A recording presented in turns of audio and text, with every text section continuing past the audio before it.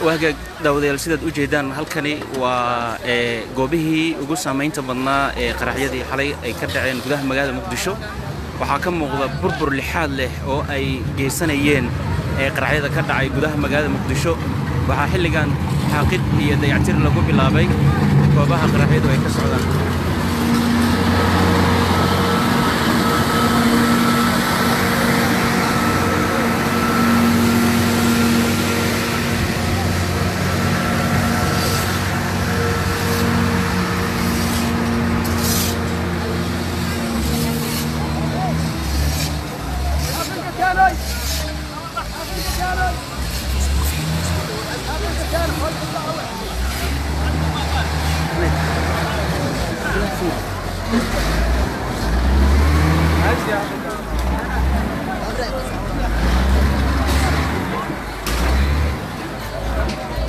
الله فاكر شباب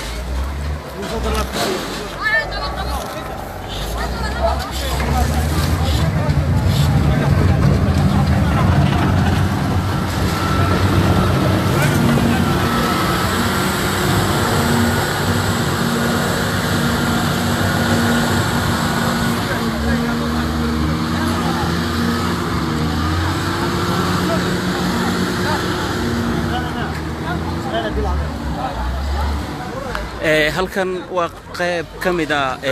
goobihii ganacsiyada ahaa ee ku yaalay wadada Makal Mukarrama ee magaalada Muqdisho waxaana ay qayb ka yihiin goobihii ugu burburka iyo saameynta badnaa ee qaraxyadii ka dhacay magaalada Muqdisho waxa iminka soo gaaray kooxaha nadaafadda gobolka Banaadir oo halkan ka bilaabay in ay nadaafad ku sameeyaan goobaha ugu badan ee qaraxyadu ay ka dhaceen qaraxyadan oo soo afjarideedu ay qaadatay ilaa iyo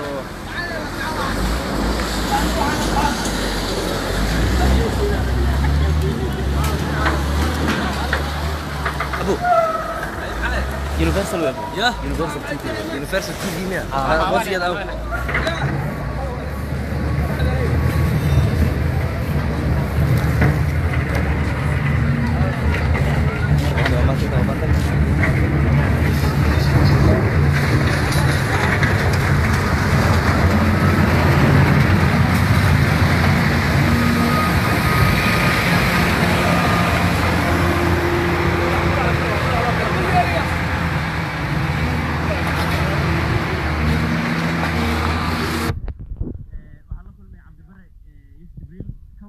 qaraxyadii ka dhacay Muqdisho iyo saacadaha ay qaateen in la soo gabagabeeyo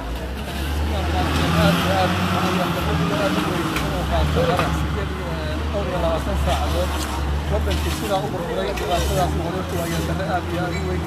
balse waxa isu weydiin mudan away hay'adaha dalku wuxuu mas'uuliyin lahayd dalku wuxuu lahayd madax ka naxaysa dhibaatada dalka ka ugu hadlaysan lahayd maanta madaxweynuhu waa masuul maanta tilaabo qaaday uusan dhicin wax laga qabanin hadii waxaan ku soo gabagabeynaya madaxweynaha la waa laga rabaa inuu tilaabo amniga qaado isbedel degdeg ah sameeyo oo uu joojiyo naasnuujinta iyo saaxiibtinimada haddii ka uu dayn waayo waa in madaxweynuhu socodsiiyaa sida ugu dhaqsaha badan madaxweynuhu waa socodsiiyaa marka waxaan rabaa waxa dhacay oo salaashan dhibaatada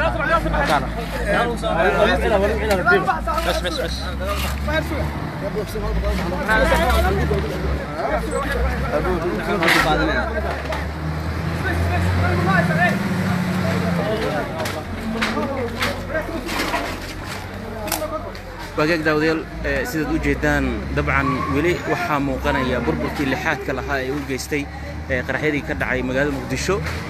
dabcan waxaa burburay dhismayaashii ku yaalay hareeraha wadada Makal Mukarrama ee magaalada Muqdisho waxa sidoo kale hoteeladii ku yaalay halkan hoteelka Makal Mukarrama kamid ah goobaha saameynta uu ku yeeshay qaraxyadii ka dhacay magaalada Muqdisho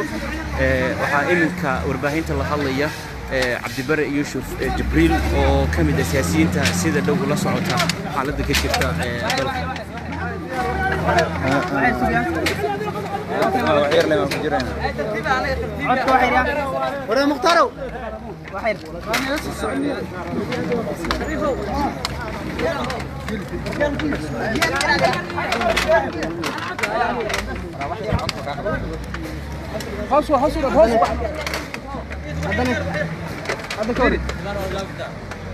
مفتاحه لا برودي برودي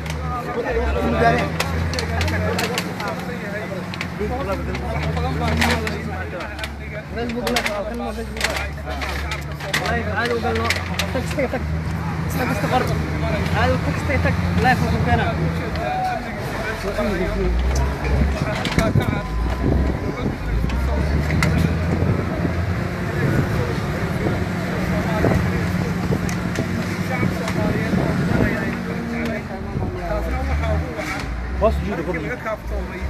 أشتي الله خلها ويأرك لها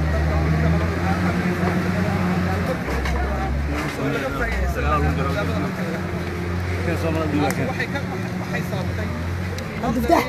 كاميرا دسك الاساس وان شاء الله هاي وقال وريالي هي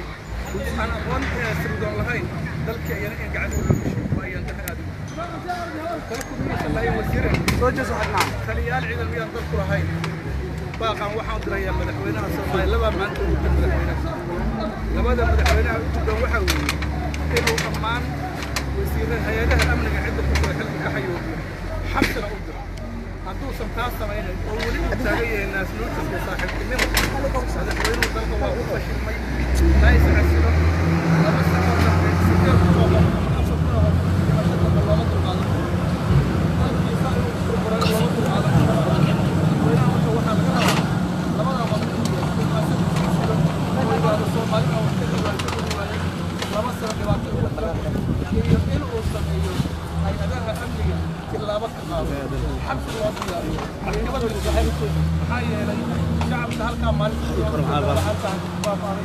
وحشعب صومالي ما يشوف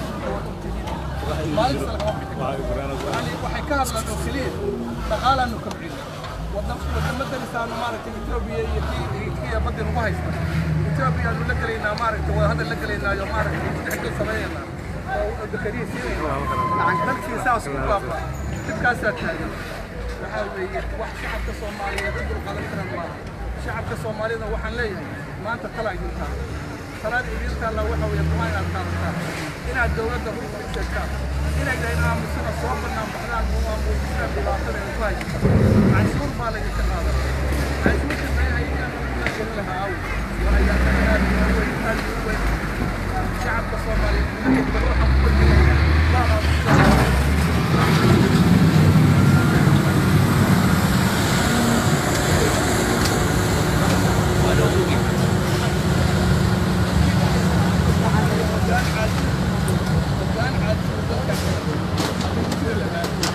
maadaama aad xogaal tahay dhimashada iyo dhaawaca meeshaan dadka dhibaatada ay ku gaartay iyo dadka weerarka soo geysan ma tahay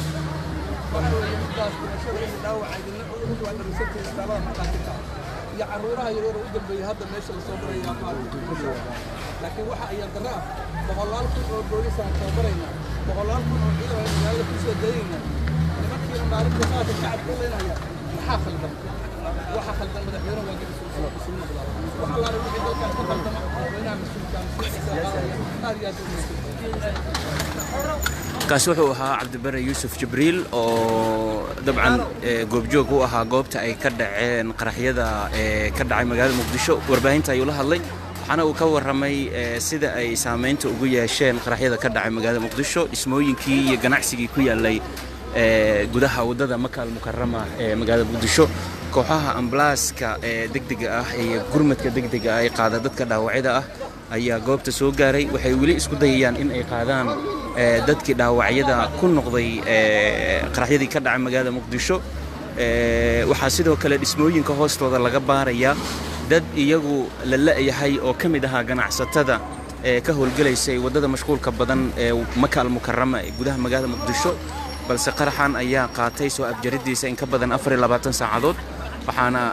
qayb uu ka noqonaya qaraxyada mid kamid ah kuwii ugu saameynta badnaa ee ka dhacay magaalada Muqdisho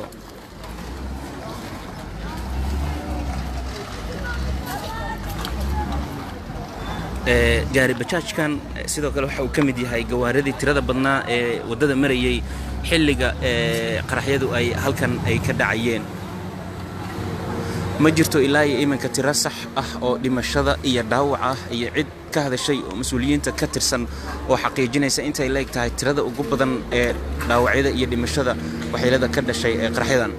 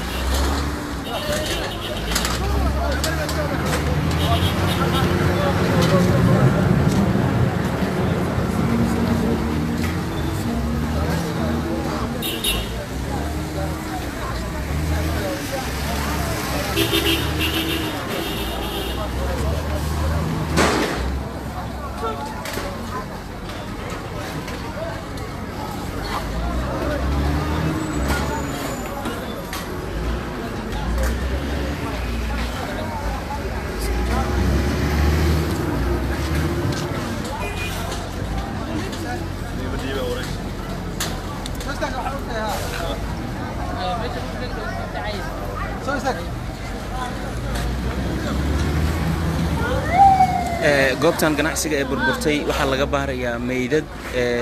iyagu ku hoos jira halkan oo ka mid ah dadkii ganacsiga ku lahaa wadada Makal Mukarrama. waxaa dadka meheradaha halkan ku lahaa ay gudaha ka baarayaan meydadka dadkii ku dhintay ee goobaha ganacsiga ah ee burburka xoogan uu soo gaaray.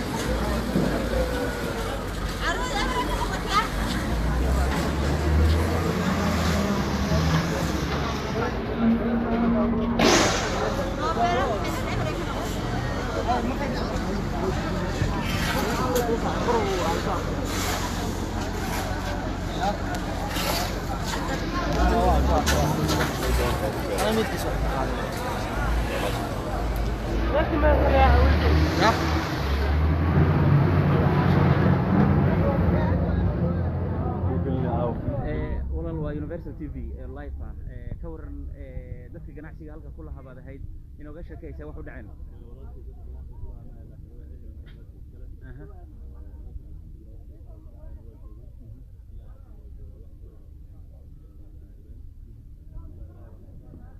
halkan waqti badan bay qaadatay in la soo gabagabeeyo. goormay timid adiga markaad imaanaysa maxaad ku aragtay halkan?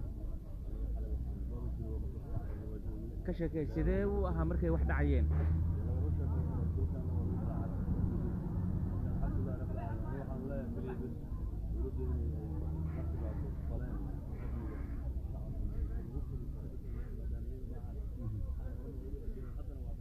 شخصيا ما أردت ضد أصحاب هذا كمد ما تقانيت أو وحكون نقضي